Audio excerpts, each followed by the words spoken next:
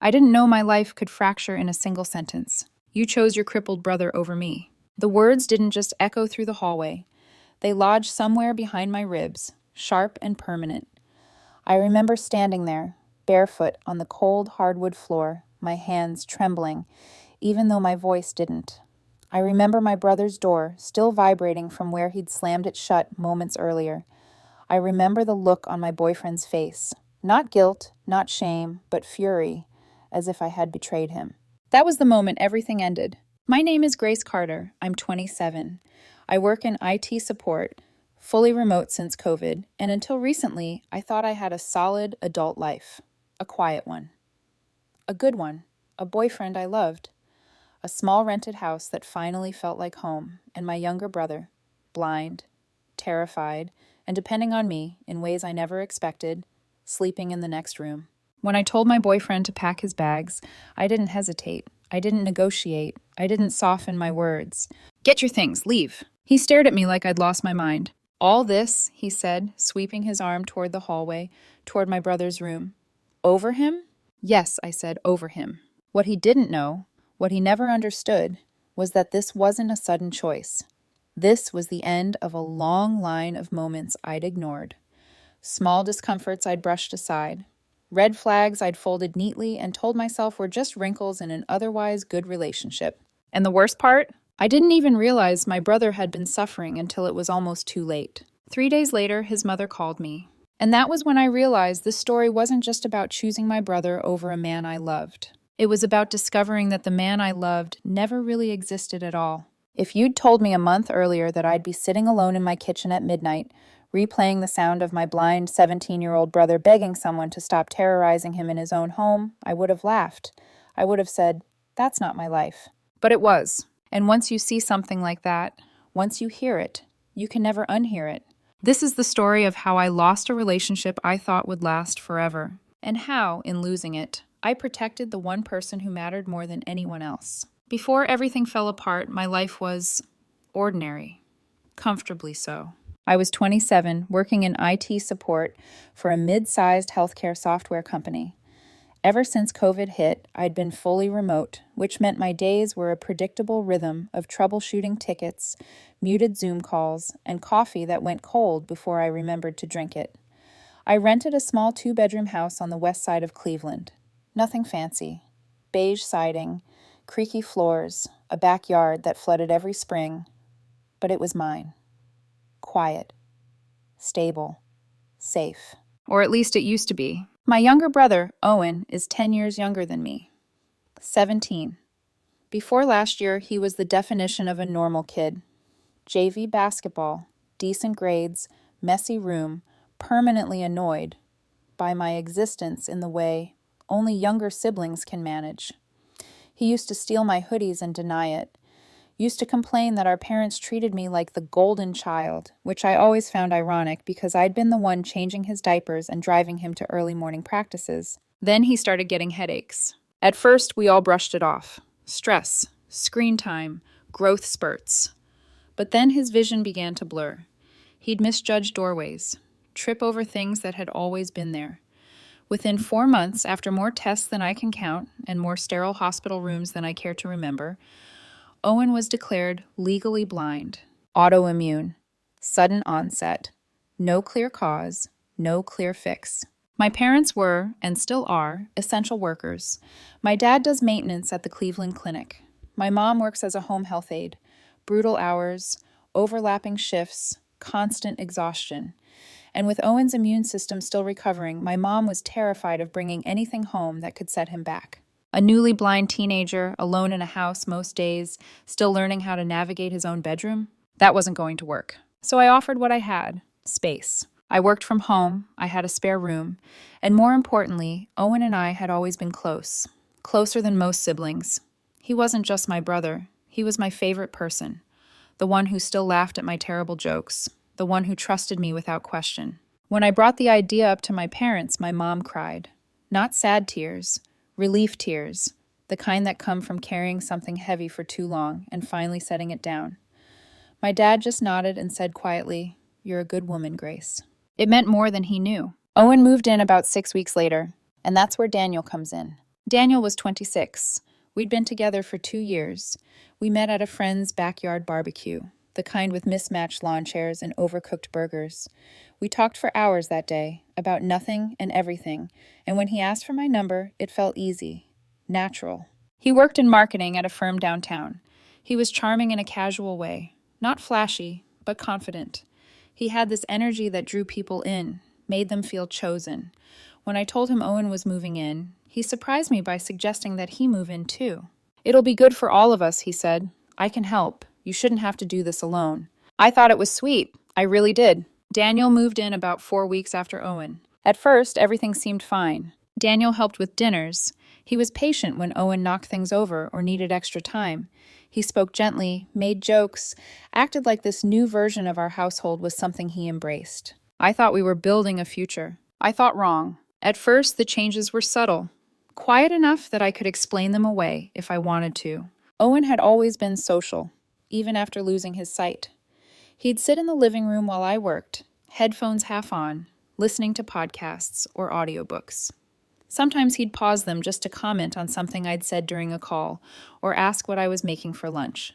We talked during my breaks about music, about school, about how unfair it was that his friends still complained about homework when he was relearning how to pour a glass of water without spilling it. Then, slowly, that stopped. He began staying in his room more. At first, I thought it was normal teenage withdrawal. Depression, maybe. Losing your sight at 17 would knock anyone off balance. He'd come out for meals, eat quickly, and disappear again. When I asked if he was okay, he gave me the same one-word answer he'd perfected over the years. Yeah, I told myself not to push. But then I noticed something else. Whenever Daniel entered a room, Owen would tense. Not dramatically, no flinching or obvious fear, but I knew my brother. His shoulders would lift just slightly, his hands would tighten around whatever he was holding. His voice would soften, as if he were trying to make himself smaller. I told myself I was imagining it. I told myself I was being overprotective. Daniel had his quirks too. He'd sigh when Owen took too long to answer a question. He'd make jokes that landed a little too sharp. "Careful, man," he'd say with a laugh when Owen bumped into a chair. "House rules." I laughed along. Because that's what you do when you don't want to make waves. Looking back, I hate myself for that. 3 days before everything blew up, I was in the kitchen making coffee. The house was quiet, soft music playing low. Owen sat at the table, his cane leaning against the chair. We were talking about a guitar he wanted to learn, something tactile, something he could feel. He was smiling. I hadn't seen that smile in weeks. Then Daniel walked in. The thing that still haunts me is this. I saw him before Owen heard him. Daniel moved quietly, too quietly, deliberately so. He looked at Owen's back, then at me, and he smiled. It wasn't warm, it wasn't playful. It was small and private, like he was letting me in on a joke I didn't understand yet. Before I could open my mouth, he stepped up behind Owen, grabbed his shoulders hard, and screamed, "Boo!" Owen didn't just startle. He screamed. A raw, terrified sound ripped out of him as his glass tipped over, orange juice spilling across the table. He scrambled back so fast he nearly fell, his chair clattering to the floor. His whole body was shaking, actually shaking, like he'd been pulled out of a nightmare and dropped into daylight. I felt my blood go cold. "What the hell, Daniel?" I shouted. He laughed. Laughed. "Oh my God, you should have seen his face," he said, still smiling. "Relax." "He can't see his face," I snapped. "He can't see anything. What is wrong with you?" Owen didn't say a word. He just felt his way out of the kitchen, hands brushing the wall, and I heard his bedroom door slam shut. Daniel looked at me like I was the one overreacting. "I read that this is actually good for blind people," he said casually. "Helps with spatial awareness. It's like training." Something in my chest tightened. "How long have you been doing this?" I asked. He shrugged. "I don't know. A couple weeks. 3 times a day when I can catch him." 3 times a day. For 2 weeks. And I'd missed all of it. I remember standing there in the kitchen, staring at the orange juice spreading across the floor, feeling like the air had been sucked out of my lungs. 3 times a day? I repeated, slower this time, as if saying it carefully might make it less real. Daniel rolled his eyes. "I was just trying to help. You're acting like I hit him or something." I asked where he'd read this supposed research. He said online. When I asked for specifics, he waved it off. Then he added, almost as an afterthought, "My mom agrees. She works with disabled people all the time. She says it's a real thing." His mother was a social worker. The way he said it, confident, casual, made me hesitate, just for a second. I hated that second. I wanted to believe him. I wanted this to be a misunderstanding. So I swallowed the scream building in my throat and said, "Stop, don't ever do that again." He sighed dramatically. "Fine, whatever." I went to Owen's room. He was sitting on his bed, shoulders hunched, hands clenched in his lap. When I knocked, he flinched. Actually flinched. At a knock. That image still makes my chest ache. "She's not going to do it anymore," I said gently. I talked to him. Owen nodded without looking up. "Okay." His voice was flat, empty. I should have pushed. I should have sat down and asked questions. But he clearly didn't want to talk, and I told myself I'd handled it, that I'd fixed it. 4 hours later, I was in the backyard watering plants. The kitchen window was open. That's the only reason I heard it. "Leave me alone! Stop!" Owen's voice. I dropped the hose and ran inside. They were in the hallway. Owen was backed against the wall, his cane on the floor, his hands raised in front of his face like he was trying to protect himself from something he couldn't see. Daniel stood over him, close, too close. "She keeps doing it," Owen cried when he heard my footsteps. His voice cracked. "Please make her stop, please." Something inside me snapped. "Get your things," I said. Daniel turned to me, stunned. "What?" "Pack your bags, get out." "You're kidding," he scoffed. "Over this? Over your brother being dramatic?" "He is terrified," I said, my voice shaking now. "He asked you to stop. I told you to stop. You didn't." "You're both so sensitive," Daniel snapped. I was trying to help him. "Grace, if you actually loved me, you wouldn't turn this into some huge thing."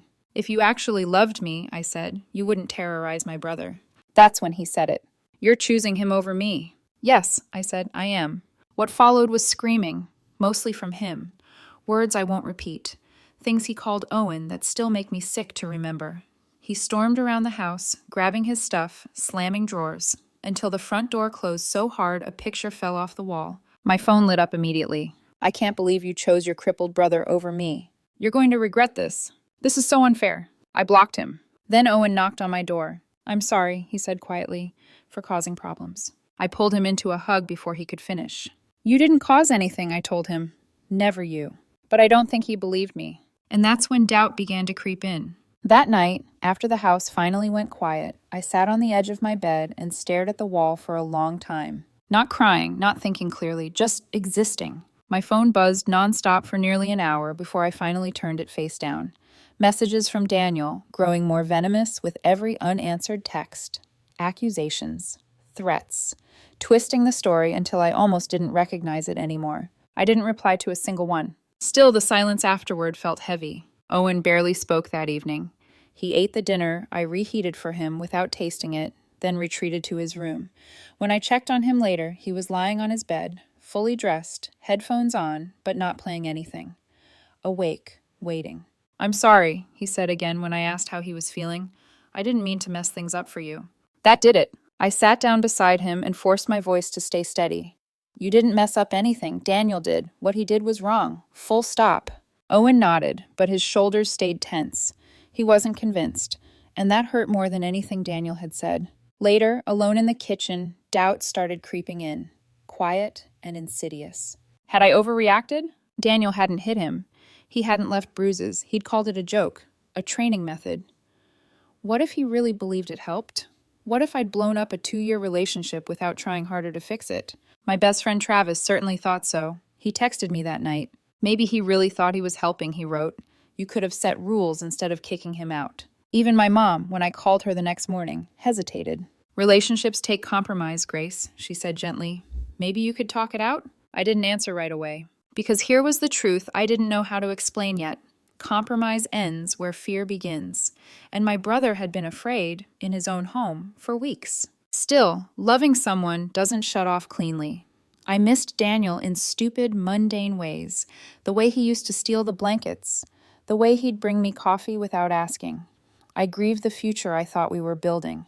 The shared plans. The quiet assumptions. And layered over all of it was guilt. Guilt that I hadn't noticed sooner. Guilt that Owen had suffered while I was in the next room, believing everything was fine. I lay awake that night replaying the hallway scene over and over. Owen cornered, hands raised, begging for help.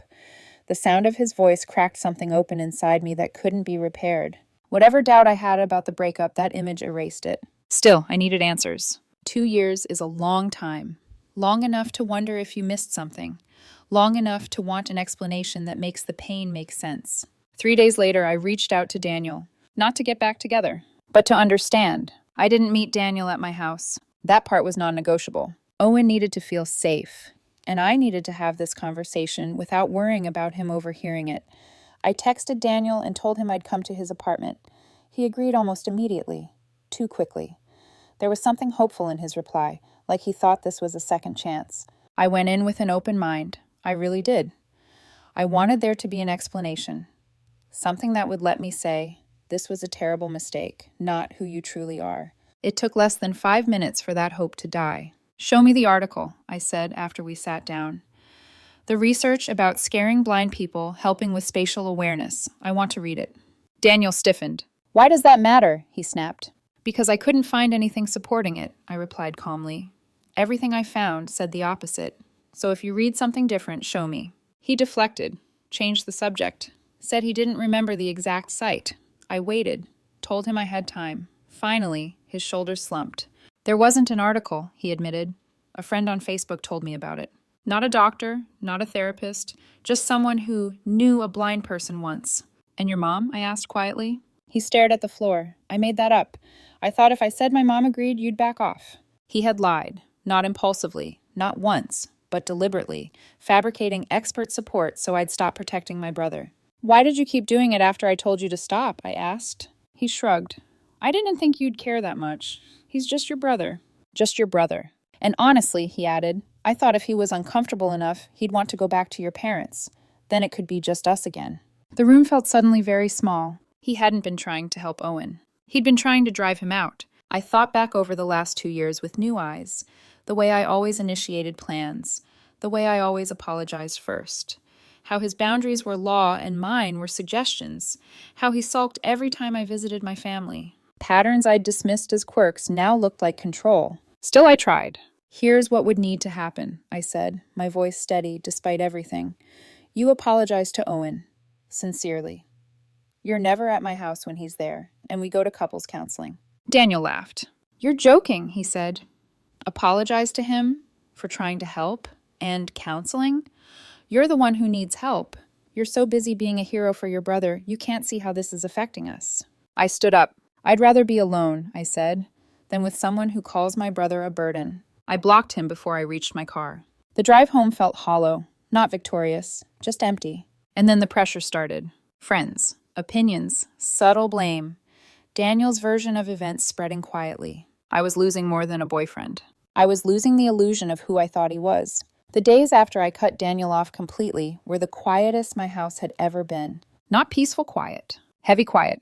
The kind that presses against your chest when you sit alone too long. I moved through my routines on autopilot. Work calls, meals, laundry.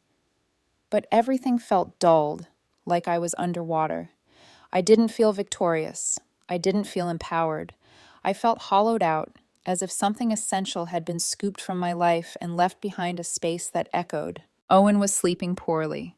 I could hear him pacing his room at night, cane tapping softly against the wall. Sudden noises still made him flinch.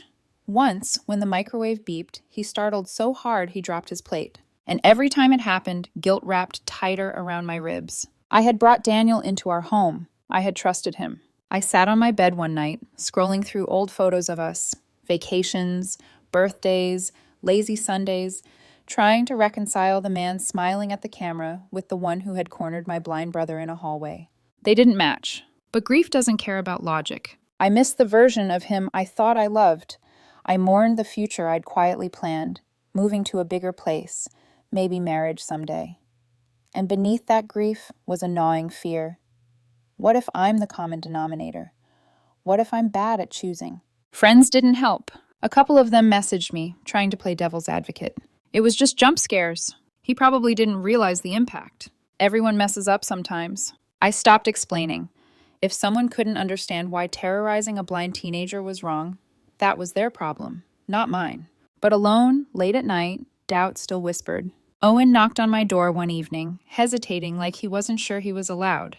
Are you okay? He asked. I wanted to lie. Instead, I said, I don't know. He nodded. Me neither. We sat there, two people grieving different things, both trying not to blame ourselves. That night, I thought about something a stranger had commented online when I'd asked for outside perspective. The person you loved doesn't exist.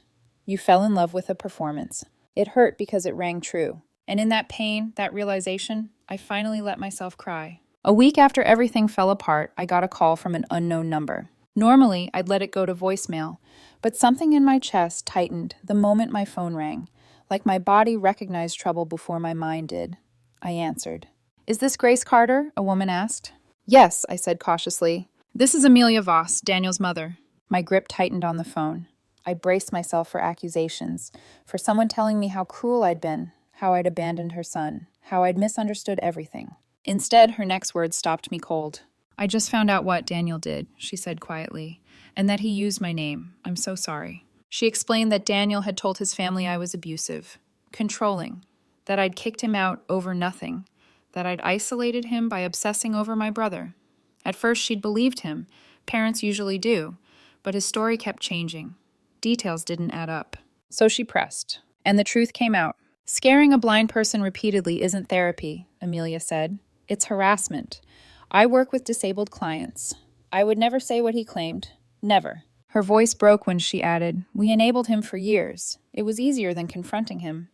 I'm sorry our failure hurt your brother." I didn't know what to say. What do you say when your ex's mother apologizes for who her child turned out to be? I thanked her. It felt inadequate, but it was all I had. After we hung up, I sat in my kitchen for a long time, phone still in my hand.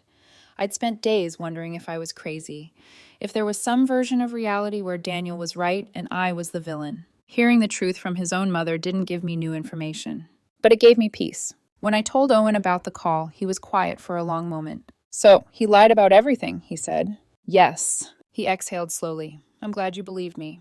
And in that simple sentence, something shifted. Trust confirmed. For the first time since he moved in, Owen sat with me in the living room that night. Not hiding, not waiting for the next scare, just existing. That was the moment I knew I hadn't just ended a relationship. I had protected something sacred. The fallout didn't arrive all at once. It came in quiet pieces, scattered across days and conversations, settling slowly into the shape of a new reality. Daniel's family turned away from him first. Amelia told me later that they'd demanded he apologize properly, not the half-hearted, defensive kind, but a real one, to me, to Owen. He refused, said he'd done nothing wrong, that everyone was being dramatic. His brother stopped speaking to him. His parents pulled back their financial support. Not as punishment, Amelia said, but because they refused to keep enabling behavior that harmed other people. Daniel didn't lose his job. There was no dramatic public reckoning. Life rarely offers that kind of neat justice. He simply moved on. Started dating someone new within weeks, according to a mutual acquaintance. When I heard, I waited for something. Anger, jealousy, bitterness. I felt nothing. At home, things shifted in quieter ways. Owen started sleeping through the night. He spent more time in the living room again, headphones on, humming softly to himself. His outpatient therapy began, and the therapist suggested journaling using voice to text. He wouldn't let me read it, and I respected that. It was his. Friends filtered themselves without my help. Some drifted away, still clinging to Daniel's version of events. Others stayed. Travis called one night, voice subdued. "I was wrong," he said. "I should have had your back from the start." It mattered more than I expected. My mom called every few days, checking in, telling me she was proud of me. I kept insisting I'd just done what anyone would do. She disagreed. "You chose what was right," she said. "A lot of people don't." Owen cooked dinner one night, just pasta and jarred sauce, and beamed like he'd won a medal. I pretended it was the best meal I'd ever had. He pretended to believe me. The house felt safer, calmer. Daniel's absence wasn't loud, it was relief. And that, more than anything, told me I'd made the right choice. I used to believe love was about compromise, about bending, accommodating, keeping the peace, even when it meant swallowing discomfort and calling it maturity. I was wrong. Love, I learned, is about protection. Not possession, not control, not choosing what's easy or socially acceptable, but standing between the people you care about and the ones who would hurt them, even when that person is someone you once loved. Daniel never apologized. Not really. Months passed, then a year. Occasionally, his name floated back to me through other people. A new job, a new relationship, the same pattern repeating itself. I stopped asking for updates. My life didn't need his shadow. Owen grew stronger. Not in a dramatic, inspirational montage way, but in the quiet victories that matter more.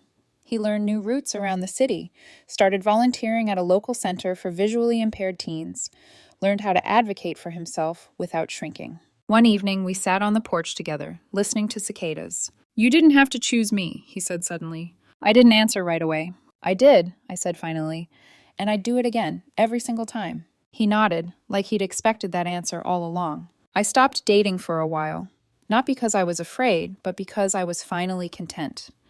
Therapy helped me unlearn the idea that love should hurt to be real. When I did start dating again, I was honest, unapologetically so. My brother comes first. Respect is non-negotiable.